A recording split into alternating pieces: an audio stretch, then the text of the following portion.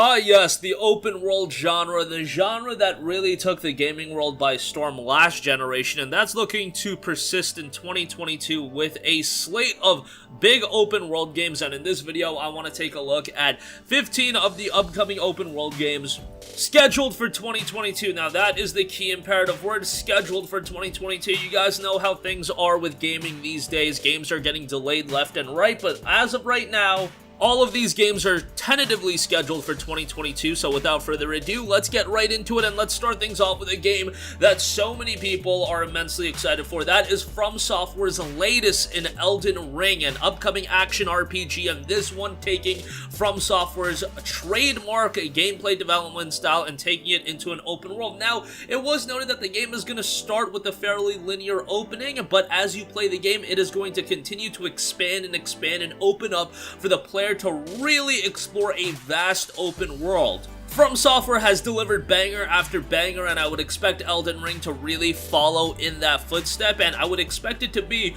the most ambitious game that they've done thus far. Also, of course, they do have input from fantasy novelist George R.R. Martin. You guys might be familiar with him, and the game should be something special. It is scheduled for a release in January 21st of 2022. Next up, we have Pokemon Legends Arceus. Now, I would say the majority of people had some sort of fandom with Pokemon growing up. You might even have fandom towards Pokemon now.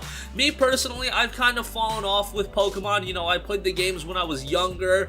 The newer generations just don't really do it for me. I'll play them here and there, but I won't invest as much time as I used to back in the day. However, when I first saw Pokemon Legends Arceus, this is exactly what I want to see out of Pokemon. Something completely different, something a bit revolutionary in the context of Pokemon, and that looks to be what we're getting out of Pokemon Legends Arceus, an open world action RPG that is more reminiscent to a game like The Legend of Zelda Breath of the Wild. That's the common comparison point. And it is more of a origin story, which I think could be absolutely fascinating if handled right. I really hope this is something that Nintendo and the Pokemon Company do a little bit more with Pokemon, trying different things, and Pokemon Legends Arceus is something that I believe will absolutely deliver. I believe it will sell very well. And I think it's the bit of a refresh that Pokemon needs. I mean, they're still going to do their traditional Pokemon games. They're going to do all those games. They're doing Pokemon Brilliant Diamond and Shining Pearl. They're going to do a new generation, but to also have games like this that cater towards people that like Pokemon, that appreciate Pokemon, but don't want to play the traditional Pokemon game anymore, or maybe just want to try something different, that's what Legends Arceus is offering, and it has the potential to be really something special when it drops on January 28th. Next up, we have Dying Light 2 Stay Human. Now, off the top of this video, I said that game delays are a common thing in gaming, especially recently, and Dying Light 2 Stay Human is one of those games that has seen quite a few delays. It was originally scheduled to release in December of this year. Now we know it'll be coming February of 2022, and this is the sequel to Dying Light 1, which hopefully a lot of you guys have played because that game was tremendous. It was really one of those early games in the PlayStation 4 and Xbox One life cycle that showcased the technical prowess of both of those platforms, and then on PC, looked great, played great, and now we have Dying Light 2. The virus won and civilization has fallen back to the Dark Ages. The city, one of the last human settlements, is on the brink of collapse. Use your agility and combat skills to survive and reshape the world, and throughout the game, there's going to be a variety of choices to make. That's going to make the game inherently replayable. It's zombies, it's open world, it's parkour gameplay. What's not to like about what we're seeing out of Dying Light 2? Again, the game is dropping February 4th, 2022. Hopefully Techland delivers on this one.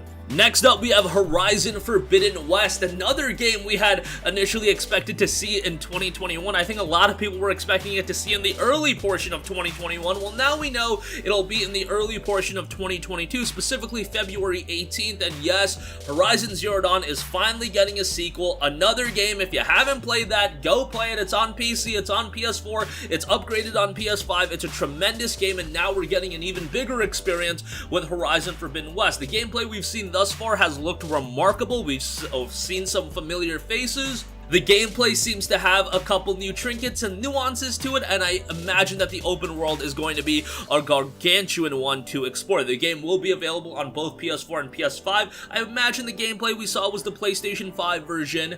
and it was looking pretty good from a visual standpoint, and again, I imagine that it's going to have a vast open world to explore. Horizon Zero Dawn was pretty enormous in terms of the amount of things to do, the size of the world, and the amount of content it had, and Horizon Forbidden West, I expect it to amp up quite a bit, again, dropping February 18th. Next up, we have Saints Row. Yes, Saints Row. It's not Saints Row 5, it's not a new Saints Row in the sense of a numbered entry, rather it is a reboot of the Saints Row franchise, which definitely is going to be a little bit controversial to some people. I know a lot of people had affinity towards Saints Row the Third and Saints Row 4, but now we have a bit of a refresh, and Saints Row is set in a fictional city based in the American Southwest. It's currently under control by 3 criminal gangs, and it's up to you to assemble a new gang from dissatisfied members of the other gangs and to seize power from them. These new members are going to be by your side and have very distinct personalities. The city itself is broken down into 9 districts, and surprisingly, the game is right around the corner, coming February 25th. Volition, in my opinion, is a very talented studio. Not every one of their games are home runs, not every single one of their games are perfect. There is a little bit of roughness around the edges to Volition titles, but I feel like that's a bit of the charm with Volition and Saints Row games, and I hope Saints Row kind of has the heart and soul of what Saints Row has had in the past, but also freshening up the series. Saints Row is dropping February 25th.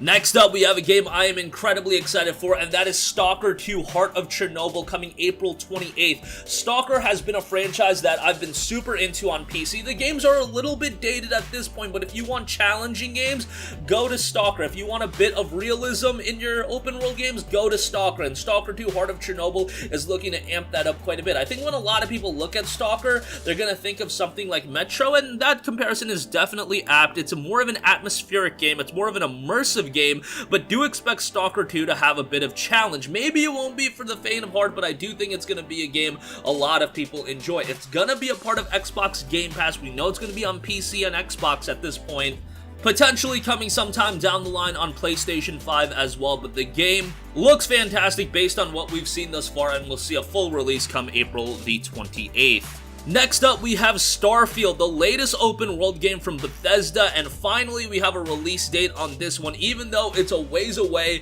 coming November of 2022, November 11th, which would actually be, I believe, 11 years to the day of the release of The Elder Scrolls V Skyrim, so kind of interesting in that regard. Set 300 years in the future, the player will assume the role of a customizable character who is a member of an organization of space explorers, and the game is going to be able to be played in first person and third person, a sci-fi open world adventure. Based on what we've seen thus far, we can't really draw a conclusion on what it is in terms of gameplay. The trailer that we've seen is CG, but it's a Bethesda open world game, and inherently that is going to have a lot of people very excited. Hopefully Starfield delivers a new IP in the open world genre that does deliver, and again, November 11, 2022 is when you can expect that. Next up, we have a brand new game from Pearl Abyss that kind of took the gaming world by storm, and that is Dokkaebi. Dokkaebi is a game that I was not expecting to be as impressed by as I was. We got the debut premiere gameplay trailer at Gamescom 2021, and wow, Pearl Abyss does it again from a visual standpoint.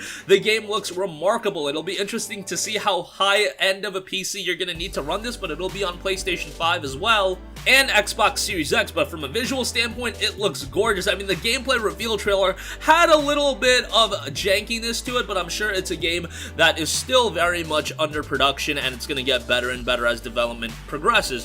Dokkaebi is described as a creature-collecting open-world action-adventure with intriguing stories and set in a unique, vibrant world. Meet Dokkaebi, whimsical creatures that live side by side with humans and encourage people's dreams from which they gain strength. The gorgeous and colorful world of Dokkaebi is brimming with activities, stories, and experiences, so get ready to befriend tons of Dokkaebi, embark on an adventure, and rock the world. Who knows, they may be dancing around you even now. Pretty charming game, pretty cute game. A game that looks like it's going to be for a lot of different people of all ages, and it looks like there's a lot of variety in the gameplay that you're going to be experiencing. You can see the player driving around, skateboarding around, engaging in battle, so a lot to do in this game by the looks of it, and we'll see how it turns out when it releases sometime in 2022. Next up, we have The Legend of Zelda Breath of the Wild 2. Obviously, The Legend of Zelda Breath of the Wild was a remarkable game, and many would consider it to be one of, if not the best games of this generation. I don't know if I'd go as far as to say the best game of the generation, but it was a phenomenal game that had a gorgeous art style, a beautiful world to explore, and a lot of content on top of that, and a lot of engaging content that had an element of uniqueness in every area that you explore, and that's kind of what Legend of Zelda has always done really well, but now with Breath of the Wild, they're taking that to another level. Hopefully it does drop in 2022, that is the tentative release window, but you know with them, they're going to try to get this game to be as perfect as possible, so we'll see if that sticks, but hopefully it does. Breath of the Wild 2 is definitely going to be one of those games that it's a slam dunk home run. It's Nintendo, their first party games are always home run, more often than not I should say. There's the game here and there that doesn't deliver. But come on, it's Zelda, it's Breath of the Wild 2, I do believe 99.9% chance it's gonna deliver.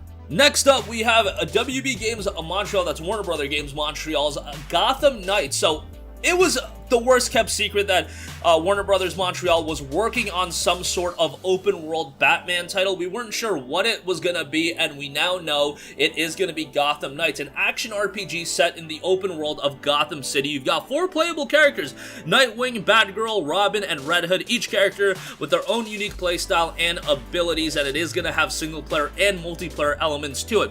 The gameplay itself, I do know a lot of people were not overly impressed by it. I think visually it looked great. I think some of the gameplay elements look solid as well. I think what a lot of people were disappointed by was kind of the take in some of the story elements. Let's see how that ultimately does play out, because it's way too early to speak on that at this stage of the game. But WB Montreal generally does a pretty good job with their games. Like, I liked Batman Arkham Origins. I thought that was an incredibly underrated game, and while I don't think it was as good as the mainline Arkham games, I did think it was pretty good, and hopefully they deliver something of quality with Gotham Knights as well, again, coming sometime in 2022. Next up, we have the latest game from Square Enix and Luminous Production. That is Forspoken. Luminous Production obviously had a hand in the development of Final Fantasy XV, and while Final Fantasy XV wasn't the best game in the world, I think some people did have their issues with the storytelling of that game. I won't get into that at this point. Forspoken, from a world design standpoint, I mean, the terrain and attention to detail in this game looks absolutely ridiculous, and so far, based on the trailers we've seen thus far, it does look to have a story emphasis as well. Music sounds pretty good as well. We'll see how the game ultimately turns out. Like, Final Fantasy XV, to me personally, was not my cup of tea. I love the gameplay in the game. I thought the combat system was great, but there was a lot of things that I didn't really vibe with that game. I really hope they get back on track with Forspoken and deliver something of high quality, because it's obvious that the studio as a whole has a lot of potential, and the Luminous engine itself seems like a remarkable engine, so hopefully it's showcased properly with the release of Forspoken sometime in 2022 on PC and PlayStation 5. Next up, we have Arcane Studios' latest title in Redfall. Yeah, Arcane's been quite busy. Dishonored, Prey, they just dropped Deathloop, and now they're doing Redfall as well, an open-world action-adventure first-person shooter scheduled for sometime in the middle of 2022, single-player and multiplayer.